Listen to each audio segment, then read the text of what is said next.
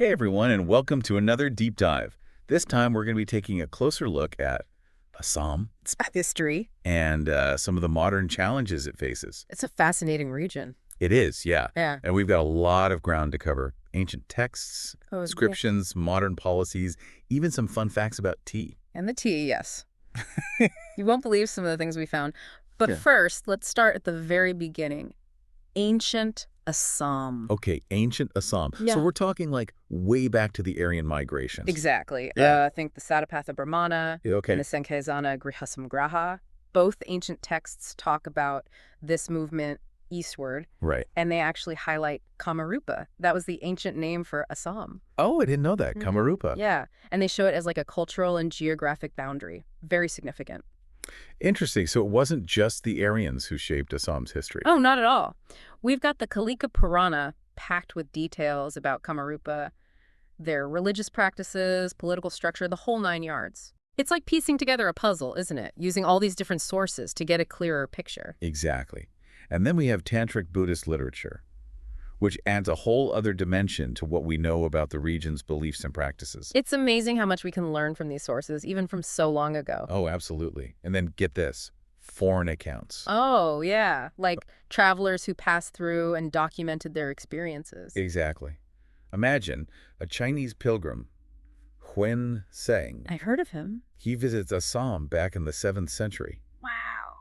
and he writes about everything, gives us incredible glimpses into what life was like back then. Like he even wrote about King Bhaskara Varman. King. Okay. This king offered gold coins equal to his body weight as a religious offering. Can you imagine? That's some serious dedication. Talk about going the extra mile. Yeah, incredible, right. And those foreign accounts often line up with details we find in the ancient texts. It helps us paint a more complete picture. It's amazing how these ancient sources connect to later periods. Like, think about the Bhakti and Sufi movements. They emphasized social harmony and a really liberal framework, which seems incredibly relevant to India's idea of secularism today. You're right. That's a great point. And it brings up a really interesting distinction between, say, the Western model of secularism and the Indian approach. In the West, it's all about strict separation of religion and state. Right. But in India, it's a bit more nuanced. Nuance is good. Yes, Yes. it is. The state can intervene in religious matters, but only when it's for the greater social good. Yeah, I see. So it's not about ignoring religion, but ensuring it doesn't harm anyone or hold back social progress. Exactly. And a perfect example of that is the abolition of child marriage. Oh, yes, a great example. Even though religion was part of that practice, Right. the state stepped in to protect children, to promote a better society. It shows that Indian secularism isn't about pretending religion doesn't exist, No, not at all. but about making sure it serves humanity, not the other way around. Right. And that leads us into modern-day Assam, where those themes of culture, religion, and social change are still very much alive. And one of the biggest challenges facing modern Assam, I know you're interested in this, I am, yeah. is urbanization. Rapid urbanization. Yes, rapid. Like, how do you manage resources effectively with so many people moving to the cities and everything growing so fast? The huge question. And the government has launched this 10-city development project trying to create these smart cities, I've heard of those. and they've implemented the Assam State Township Policy Okay. to try to guide this growth, make it more sustainable. But here's the thing. Yeah. Citizen participation, it's absolutely essential. If people aren't involved, development can become haphazard. Yeah. You end up with more problems than solutions. Oh, I can see that. It's like you need the people on board or it won't work. Absolutely. Yeah. And speaking of problems, one that always comes up with growing cities. Waste management. Waste management. We're generating so much trash these days. Cities need solutions, smart solutions. It's a global problem, but it has very real local consequences. Yeah, for sure. And we can't just keep burying our heads in the sand. Nope, we've got to do something. And the key is this, the 4 R's. Rethink, reduce, reuse, recycle. It's not just about what we do with waste after we create it, but changing how we consume in the first place. That makes a lot of sense. So it's like a whole mindset shift. Exactly. And the good news is Assam is investing in some cool technology, like IoT sensors to monitor waste levels, Yeah. and all sorts of different waste processing facilities. It's exciting to see them taking action. Makes you think, what about your own city? What kind of waste management systems do you have in place? That's a great question. It makes you think, right? Okay, so we've got urbanization, waste management. Yes. What about this Assam electronics policy I read about? It seems pretty ambitious, trying to attract semiconductor industries to the region. It is ambitious, Yeah. but they recognize Assam's potential, the natural resources, the skilled workforce. They want to make Assam a hub for semiconductor manufacturing. But isn't that a super competitive field? I mean, there are already established semiconductor hubs in India around the world. What makes Assam stand out? Well, for one, water. Assam has an abundance of high-quality water, Right. and that's essential for semiconductor manufacturing. I never thought about that. So it's about using what you have to create new opportunities. Precisely. And the policy isn't just about economic growth. It emphasizes sustainability, making sure that development doesn't destroy the environment. Okay, that makes sense. Now, we can't talk about challenges without talking about climate change. Climate change, yeah. It's a global issue, but it has very real impacts for a region like Assam, which is already prone to flooding. Absolutely. We're seeing more extreme precipitation events worldwide, and India's right in the thick of it. Assam, with its reliance on agriculture and its vulnerability to floods, Right. they're feeling those changes firsthand. And it's not just Assam. I mean, wherever you are, you're probably seeing changes in the weather, too. Oh, yeah. More intense storms, longer droughts, even the timing of the seasons is changing. And it impacts everything: agriculture, water resources, even just our everyday lives. It's a stark reminder that climate change isn't some far-off threat. It's happening now. It's real.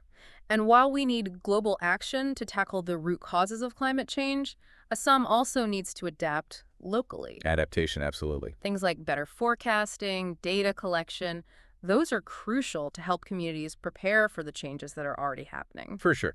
And let's not forget about protecting Assam's rich cultural heritage. We've talked about some of the challenges, but the government is really trying to do something about it. Protecting land rights, empowering indigenous communities, safeguarding their traditions. It sounds like a big undertaking. It is, but Yeah. they're making progress. For example, they recently recognized the Gorkhas living in tribal areas as a protected class. So they have land rights now. Exactly. They have land rights, and it acknowledges their contributions to Assam's cultural landscape. And it's not just about land rights. They're also actively working to preserve tribal languages. Because the language is so tied to culture, right? Absolutely. It's vital for passing down traditions and maintaining identity. And they're also implementing all sorts of schemes to improve people's lives, like Assam Arogya Nidhi for healthcare and Assam Darshan to boost tourism. So they're trying to balance, like, protecting culture with economic development. Exactly. It's a challenge, but it's essential for a region like Assam. It is, yeah. Okay, let's shift gears a bit. You know I love talking about waterways. Oh, yes, waterways. Fascinating stuff. I read something recently that really blew my mind. Mm. Scientists are predicting that the Gibraltar Strait Whoa. might actually close up in millions of years Millions of years, wow. due to geological shifts. It made me think, wow, our planet is always changing, right? It really is.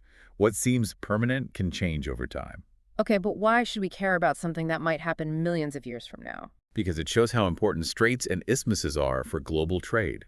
They're like choke points. Those narrow passages, they control the flow of goods and people between different parts of the world. Imagine if a major passage like that closed up. Huge economic and geopolitical consequences. It really highlights how interconnected our world is. What happens in one place could have ripple effects everywhere. Exactly. And history's full of examples. Think about the Strait of Hormuz, so important for oil shipping, or the Yeah. Panama Canal, revolutionized trade between the Atlantic and Pacific. These little geographical features, they have a massive impact. Location, location, location, right? Geography shapes our history, our economies, how we interact with each other. Okay, so bringing it back to Assam, let's talk about something the region is famous for. Tea. Assam tea. It's fantastic. Oh, it is. Did you know that Assam contributes like 5% to global tea production? It's a major player, but it's also facing some serious challenges. Challenges, yes, definitely. We're talking low wages, poor working conditions, limited access to healthcare for the people working in the tea gardens. It's like behind every cup of tea, There's a story. there's a whole story. Yeah, Yeah. a complex web of social and economic realities. Yes, it's important to remember that. But the Assam government is trying to address these issues. They've introduced the Assam Tea Industries Special Incentives Scheme, or ATSIS, to support the industry Okay. and to improve workers' lives. And they're also pushing tea tourism to showcase Assam's unique tea culture and attract investment. That's great. And they're even developing a robotic tea harvester, which I thought was really cool. Oh, that's a fascinating blend of tradition and technology, isn't it? Yeah, shows that they're serious about innovation. Okay, so we've covered a lot of ground. We have. Assam's history, its culture, the environment, they're all intertwined, influencing each other in really complex ways. It's a story of resilience, of adaptation, and of constantly striving for progress. But as we've seen, there are big challenges ahead. Urbanization, climate change, social inequities, and the need to balance economic development with protecting cultural heritage. Makes you wonder, how will Assam navigate all of this in the years to come? What does the future hold for this fascinating and multifaceted region? Those are questions we'll keep exploring in the next part of our deep dive. It's a question worth exploring for sure. And it shows how our look at Assam today is just a snapshot. There's always more to discover. Absolutely. The real value of knowledge is being able to understand it and use it. And like we've seen, the things Assam is facing, they're complex. They're all connected, you know. You need to understand the history, the culture, the environment, the people. Speaking of understanding, let's dig a little deeper into those religious movements in Assam, how they shaped society. It's interesting, right? The Bhakti and Sufi movements, they came from different religious traditions. Right. But they had this common thread, this goal of social harmony, a more inclusive society. That's a great point. It wasn't about converting people, it was about bridging those divides, creating a society that was more tolerant and accepting. And this was centuries ago. Amazing to think they laid the groundwork for the kind of secularism we see in India today. Right. And that's where you see that contrast with, say, the Western model of secularism. Okay, yeah. In the West, it's like religion is a private thing, separate from public life. Right. Keep it to yourself. Yeah, exactly. Yeah. But in India, there's this understanding that religion is part of the fabric of society. It's woven into the culture, identity, social norms, everything. So the state doesn't just ignore religion. No. Uh, They engage with it, right. but in a way that promotes social justice, the well-being of all citizens. Okay, so that helps explain why the Indian government might step in on religious matters, for the greater good. But can you give us some specific examples of what that looks like in action? Sure. A good example is temple entry for Dalits. Dalits, okay. They've historically faced so much discrimination and exclusion based on their caste. Right. A lot of temples were off limits to them. It kept those social hierarchies in place, this inequality. I see. But there have been big movements and legal changes to guarantee that everyone can access religious spaces, regardless of their caste. That's the state stepping in to uphold equality and social justice. The Indian Constitution guarantees that. That's a powerful example of how secularism in India can challenge tradition, make things more inclusive. It shows that the state isn't just watching from the sidelines, but actually trying to create positive change. Exactly. And this approach has been really important for dealing with all sorts of social problems rooted in religious beliefs or customs. Like what? Think about the practice of sati, where widows were supposed to immolate themselves on their husband's funeral pyre. Awful practice. Oh, yeah, I've heard of that. And it was justified by some religious interpretations. Right. But the state abolished it. They recognized how cruel it was, how it violated women's rights. That's a scary reminder of how harmful some religious practices can be. And it's important to have a state that's willing to challenge those practices for human rights and dignity. It shows how far India has come in fighting against these social evils. It really does. Yeah. And sure, there's still challenges, but that Indian model of secularism, it gives a framework for addressing them while still respecting religious freedom and upholding values of equality, justice, human rights. All good things. Yes. Okay, let's move on to a more current issue. The challenges of urbanization in Assam. We talked about those efforts to build smart cities. Yes. But what are some of the specific hurdles Assam's facing as its cities get bigger? One of the biggest is making sure that urbanization is planned well, managed sustainably, and in a fair way. Okay. Too often, cities just grow without any real plan. Yeah. You end up with not enough infrastructure, traffic jams, damage to the environment, social inequalities. It's a mess. And not just building more roads and buildings, right? It's about creating cities where people actually want to live, Right. where they have access to services, green spaces, chances to connect with others and get ahead economically. That's where the smart cities concept comes in. It's about using technology to improve everyone's quality of life. So efficient transportation, maybe. Exactly. Smart grids to manage energy, digital ways for citizens to get involved, data-driven planning, all that stuff. Okay, so it's about using technology to solve human problems. It sounds ambitious, but I'm curious, how does that actually play out in Assam? Any specific examples of those smart city things actually making a difference? Definitely. The Guwahati Smart City Project is a good example. They're focusing on improving the city's infrastructure, transportation, how they handle waste, citizen services, all of it. Wow, a lot on their plate. It is. They're setting up an integrated command center to keep an eye on everything happening in the city, using smart street lights to save energy and make things safer, encouraging electric vehicles to cut down on pollution. Those are real actions, things that actually affect people's lives. But what about Assam's diverse population? How do these initiatives meet the needs of everyone, especially those who are most vulnerable to the downsides of urbanization? That's a crucial point, and it's something the Guwahati Project is trying to address. One of their main focuses is improving the slums. Those areas often lack basic things like sanitation, clean water, electricity. They're working to upgrade those areas with better infrastructure, give people access to essential services. That's good to hear. It's too easy for those marginalized communities to get left behind when everything's developing so fast. Sounds like Assam is making an effort to make sure everyone benefits. They are, and that's where citizen participation comes in. You have to involve the residents in planning these smart city projects to make sure they're meeting people's needs, I can see that. especially engaging with people in the slums, other marginalized groups, understanding what their priorities are, making sure their voices are heard. So it's about empowering them to shape their own future, not just imposing solutions that might not work. It's exactly. Sustainable development isn't just about technology and infrastructure. It's about people. Creating cities that are inclusive, equitable, resilient, where everyone has a chance to thrive. Well said. Let's talk about another important resource, water. We discussed how Assam's water resources are attracting those semiconductor industries. Yes. But what about managing water sustainably, especially in a region that's prone to both floods and droughts? That's a huge issue.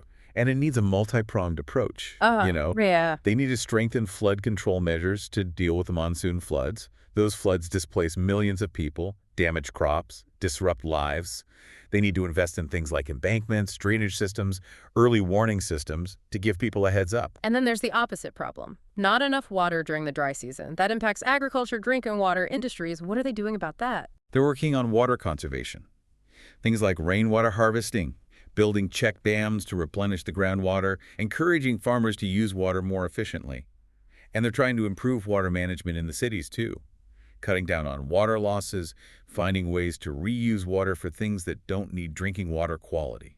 Those are all important steps. But it sounds like a tough balancing act. Managing water effectively, making sure it's sustainable, all while the population keeps growing. It is a balancing act, for sure. And it emphasizes that water is precious. Yeah. You need to take care of it. And it's not just about how much water we have. Right. It's about the quality, too. Pollution from industries, agriculture, untreated sewage, it's all a serious threat to water sources. That impacts human health and the environment. Those rivers and wetlands are important, too. So it's a complex challenge, and it needs a mix of solutions. Infrastructure, policies, technology, and most importantly, changing how we think about water and how much we value it. You got it. Yeah. We need to move away from this culture of wasting water. We need to be more sustainable, recognizing that water is connected to human well-being and a healthy ecosystem. Well said. Okay, before we finish up this part of our deep dive into Assam, let's talk about something that's really relevant today. Trade and globalization. We mentioned Assam becoming a center for semiconductor manufacturing. Yes. How does that fit into the big picture of global trade and how interconnected our economies are? That's a great question. It shows how Assam, even though some people might see it as remote, is really part of the global economy. The semiconductor industry, it's global. The supply chains stretch across continents. Yeah. Assam joining this field means they'll be both a producer and a consumer in those international markets. So it's not just about getting investments, it's about becoming a part of this global network. Exactly. Producers, suppliers, consumers, the whole thing. And that has implications for everything. Infrastructure, logistics, trade policies, even what skills the workforce needs. Assam needs the right infrastructure to move goods and people. A workforce that can meet the demands of the semiconductor industry and policies that encourage trade and investment. And it's not just about semiconductors, right? Assam's tea industry is a big part of global trade, too. Absolutely. Assam tea is everywhere. They export it all over the world, and their tea gardens are connected to global markets, what consumers want. Everything. Right. Changes in tea prices, those consumer demands, environmental problems in tea production, they all affect the lives of the workers and the economy of Assam. It's crazy to think that something as simple as a cup of tea is connected to this huge web of global trade and economic forces. It really is. And it reminds us that globalization isn't just about money. Right. It's about culture, politics, the environment. It's about how connected our world is and how things happening far away can affect our lives. Okay, so we've seen how Assam is dealing with the challenges and opportunities of globalization, from tea to technology. But what about the human side of all this? How does globalization impact the people of Assam? That's a question that often gets overlooked. Globalization can bring good things like more job opportunities, new technology, exposure to different cultures. But it can also lead to job losses, exploitation of workers, damage to the environment. It's complicated. It sounds like a mixed bag, yeah. It is. It's a double-edged sword. We have to make sure the benefits are shared fairly and that we minimize the negative impacts. That means government policies that protect workers, promote sustainable development, invest in education and training so people have the skills to succeed in a global economy. It's a lot to juggle, but it's important if we want a world that's more just and sustainable. Absolutely. And it's a reminder that we can shape globalization. It's not just this force we can't control. It's a human-made thing. We can change it through our choices and our actions. That's a good point. As we move to the last part of our deep dive, I want to take a minute to reflect on something that's really stuck out to me. The incredible resilience of the people of Assam. They've been through so much throughout history. Natural disasters, political upheaval, economic hardship, you name it. But they've always found ways to adapt, to innovate, to preserve their culture. It's true. There's a special spirit in Assam, this determination to overcome whatever comes their way and build a better future. Exactly. It's a reminder that even when things are tough, there's always hope. Humans are capable of amazing things. We can find solutions, work together, create a world that's more just and sustainable. And that's something we'll continue to explore in the final part of our deep dive. It really is inspiring, isn't it? That spirit of resilience. It feels like Assam's story, It Yeah. kind of reflects what's happening globally, like this Yeah. tension between holding on to tradition while embracing the future. Absolutely. Assam's journey really mirrors these global trends, whether it's climate change affecting local weather or globalization changing industries like tea production, it's all connected. Assam's story is kind of like humanity's story, in a way. That's a great point. So as we wrap up our deep dive here, what are some key takeaways? What do you hope our listener walks away with? What's the big so what of all this? Well, first, I hope they have a better understanding of just how rich Assam's history and culture are.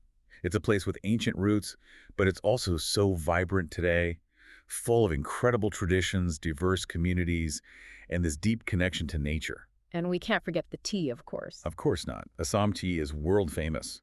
But it's not just about the drink itself. It's about the people behind it, the ones working in those tea gardens, the challenges they face, and the efforts to improve their lives. Right, and we've seen how Assam is dealing with these modern-day problems like urbanization and climate change, trying to find solutions that are fair and that work for everyone. Exactly. And that's where sustainable development is so important. It's not just about economic growth. It's about building a future that's fair for everyone, that protects the environment, and that celebrates culture. And that means a holistic approach, Yeah.